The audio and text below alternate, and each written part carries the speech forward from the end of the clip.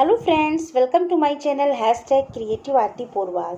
दोस्तों, मैं हूं आरती और आज आपको सभी को मालूम है कि आज से D2020 के फर्स्ट राउंड काउंसलिंग स्टार्ट हो गई है। तो दोस्तों, आज का वीडियो मेरा उसी पे बेस्ड है और आज का वीडियो आप पूरा देखिएगा, बिल्कुल भी स्किप मत करिएगा, क्योंकि आज की वीडियो में मैं आपको 3 ऐसी बातें बताने वाली हूँ जो आपकी काउंसलिंग के लिए बहुत ही इम्पॉर्टेंट हैं। तो दोस्तों, अगर आपको ये वीडियो अच्छा लगे तो प्लीज़ लाइक और शेयर भी कर दीजिएगा और मेरे चैनल को सब्सक्राइब भी कर लीजिएगा और उसके आगे जो बेल आइकन का बटन है उसे भी दबा दीजिएगा ताकि आने वाली सारी अपडेट्स आपको सबसे पहले मिल सके।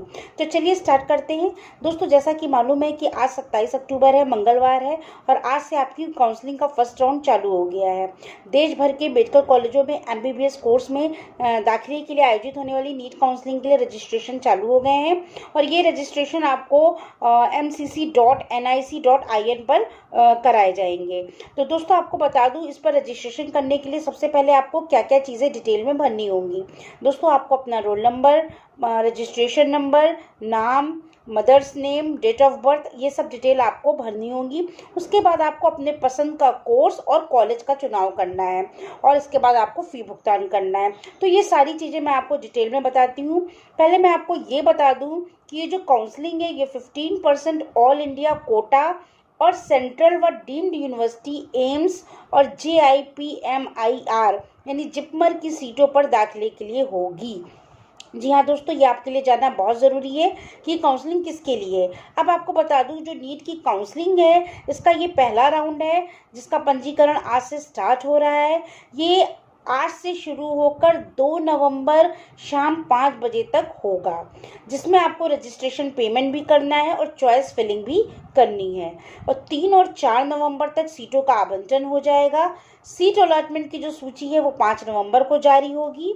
फिर जो पहले चरण के कैंडिडेट्स हैं जिनको रिजल्ट में सिलेक्ट किया जाएगा, उन्हें 6 से 12 नवंबर के बीच उस आवंटित कॉलेज में रिपोर्ट करना होगा। फिर उसके बाद दूसरे चरण की काउंसलिंग स्टार्ट होगी। तो ये तो मैंने आपको एक डेट वाइज प्रोसीजर बता दिया कि कैसे आपकी काउंसलिंग का स्टार्ट होगा। अब मैं जो आपको 3 बातें बताने जा रही हूँ उसको ध्यान से सुनिएगा।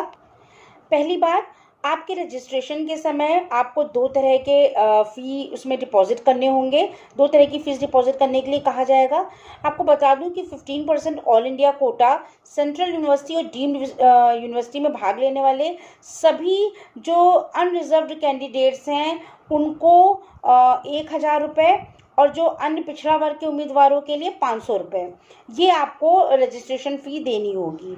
ये रिफंडेबल नहीं है। जी हाँ दोस्तों, मैं आपको बता दूं, ये जो आपसे शुल्क लिया जाएगा रजिस्ट्रेशन शुल्क, ये आपको रिफंडेबल नहीं होगा।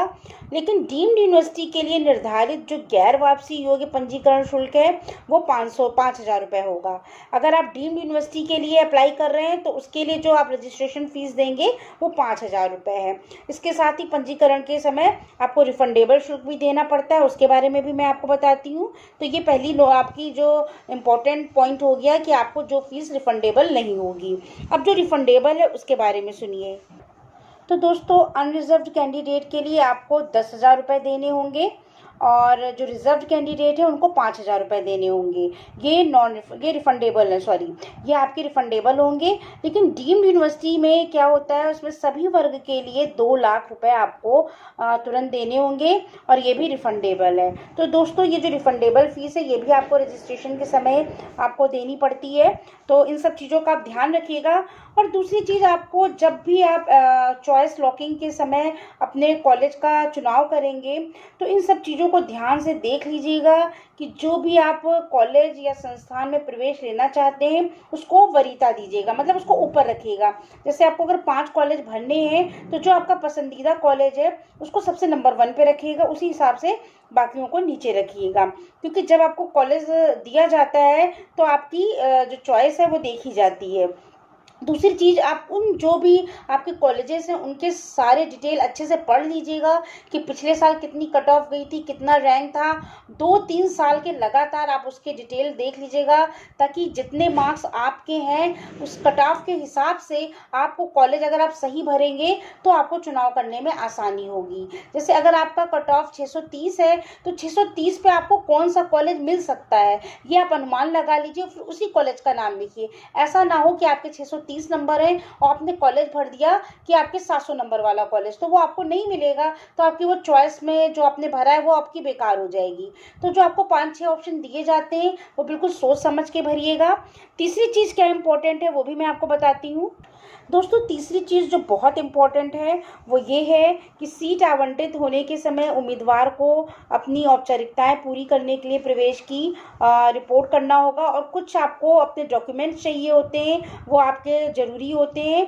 वो आप उनको कलेक्ट करके पहले से रख लीजिए। जैसे नीट का एडमिट कार्ड आपको ओरिजिनल चाहिए होगा, नीट का स्कोर कार्ड या रैंक लेटर चाहिए होगा। उसके अलावा 10th का सर्टिफिकेट या मार्कशीट वो आपकी डेट ऑफ बर्थ के लिए चाहिए होगी, और आपको 12th का भी सर्टिफिकेट और मार्कशीट चाहिए होगी।